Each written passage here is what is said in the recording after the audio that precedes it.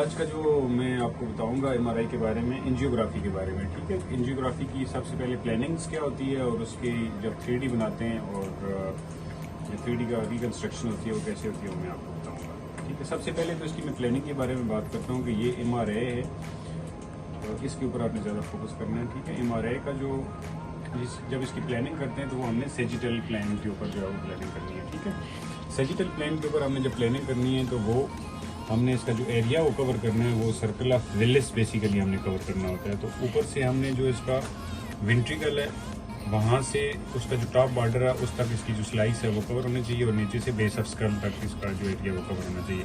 ज़्यादा अगर लेंगे तो वो भी एरिया इसमें ये है कि जो कैरोटिड आर्टरीज हैं वो भी इसमें कवर हो सकती है, लेकिन बेसिकली जो सर्कल ऑफ विलिस है उसके एरिया को हमने कवर करना है। ठीक है, तो ये इसका एक्सियल स्लाइसेज हम इसके ऊपर हम इसको एंगुलेशन देंगे तो हमने इसका जो कार्पस क्लोजम है इसके हमने इसका पैरेलल रखना है। ठीक है, अब दूसरी साइड पे जो इसका प्लेन है इसके ऊपर भी हमने कोरोनल प्लेन के ऊपर जो इसकी मिड सेजिटल लाइन है इसके हमने पैरेलल इसकी जो रखनी है। ठीक है, ये लाइन इसकी परपेंडिकुलर होंगी, जो मिड लाइन है वो इसके पैरेलल होगी। उसके बाद हमने इसकी एरिया हमने देख लेना है कि स्लाइसेस कितनी है। अगर हमने बढ़ानी हो तो इसकी स्लाइसेस हम बढ़ा सकते हैं, अगर कम आ रही है तो उसको बढ़ा के हम ज़्यादा कर सकते हैं। इसको हमने चला देना है, ये 12-15 मिनट का किसी भी मतलब 12 या 13 मिनट का चल सकता है, या ज़्यादा भी हो सकता है एरिया के हिसाब से। जब ये हमारे पास स्कैन कंप्लीट हो जाएगा तो इसका हमने ब्रेन एमआरआई MIP जो है वो इस पर क्लिक करना है। जब हम इस पर क्लिक करेंगे तो हमारे पास सिंपल ये इमेज और ये इमेज आते हैं। ठीक है, अब इसके ऊपर हमारे पास ये सर्कल ऑफ विलिस इसका सारा आ चुका है। अब इसकी कटिंग जो है वो कैसे करते हैं, ये 0.4 टेस्ला ओपन एमआरआई की मैं आपको बता रहा हूँ। अब जब ये इसका एक्सियल, ये प्लेन है हमारे पास, ये एक्सियल प्लेन है, ये सेजिटल प्लेन है, ये इसका कोरोनल प्लेन है।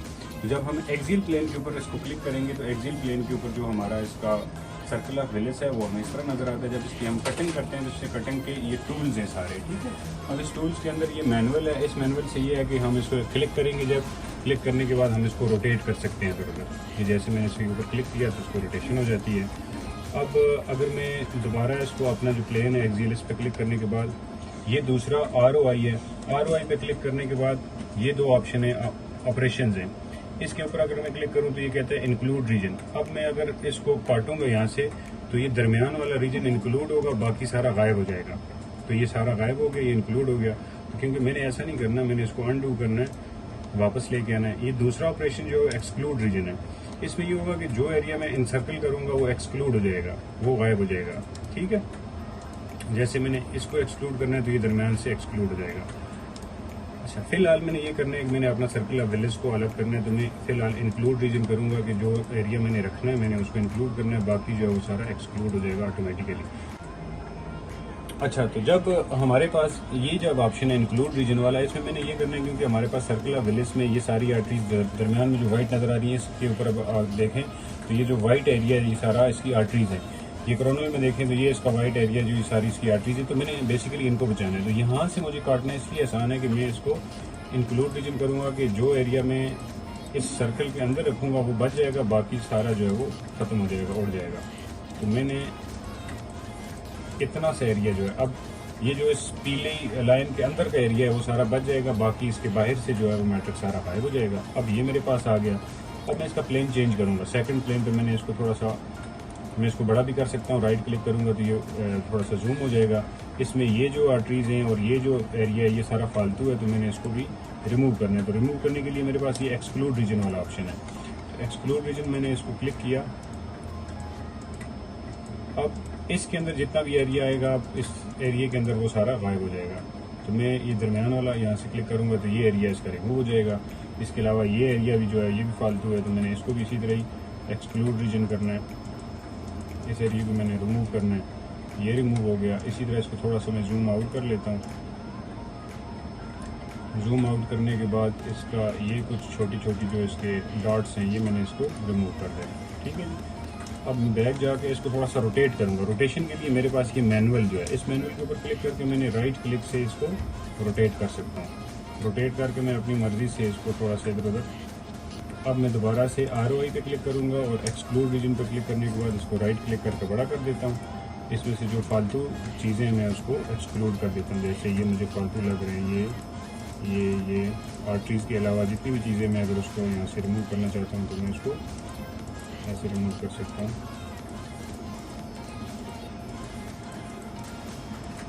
ये भी फालतू है इसके नीचे, ये एरिया फालतू है इसका। अब जो भी इस दायरे के अंदर जितनी भी चीज़ें आएंगी वो सारी ख़त्म हो जाएंगी, ये जो फालतू चीज़ें थी ख़त्म हो गई। ठीक है, अब इसका मैं विंडो भी इसकी थोड़ी सी कंट्रास्ट भी इसका चेंज कर सकता हूँ। ठीक है, अब मेरे पास दोबारा से ये मैनुअल में इसको मैं घुमा सकता हूँ और अब ये तकरीबन इसका बन चुका है। अब इसका जो मेन प्लेन है ये कोरोनल प्लेन है, ये इसका सेजिटल प्लेन है, ये इसका एक्सियल प्लेन है।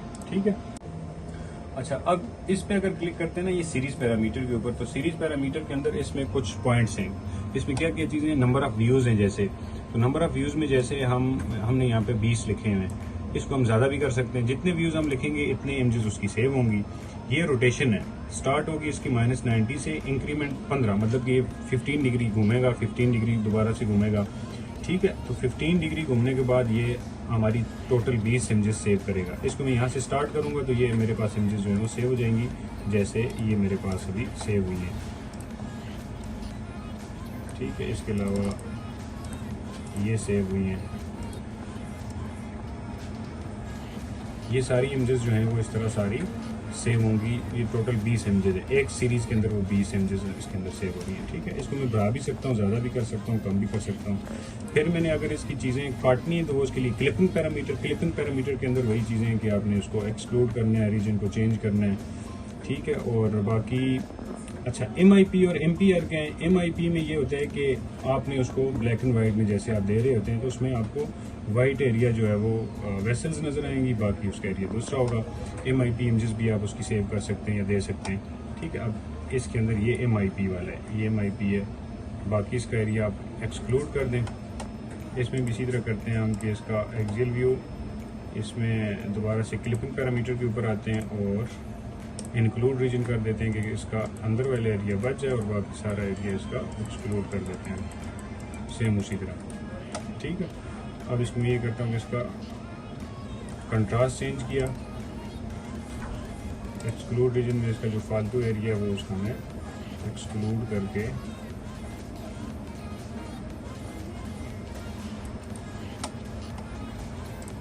ये इसका, अब ये जो हमें नज़र आ रहा है ये बेसिकली इसका MIP है, मिड। इसको भी मैं सेव कर सकता हूँ। ठीक है, अब इसको भी मैं सेव कर लेता हूँ, यहाँ से इसको सेव कर लेता हूँ। ये इसकी जितनी भी इमेजेस बनेगी वो MIP के अंदर भी। एक होता है वॉल्यूम रेंडरिंग जिसमें हमें वॉल्यूम नज़र आ रहा था, एक होता है MIP जिसमें मिनिमम इंटेंसिटी प्रोजेक्शन की इमेजेस नज़र आ रही थी। ये MIP है, मिनिमम इंटेंसिटी प्रोजेक्शन की इमेजेस है। ठीक है, ये दो तरीके से आप इसकी 3D बना सकते हैं।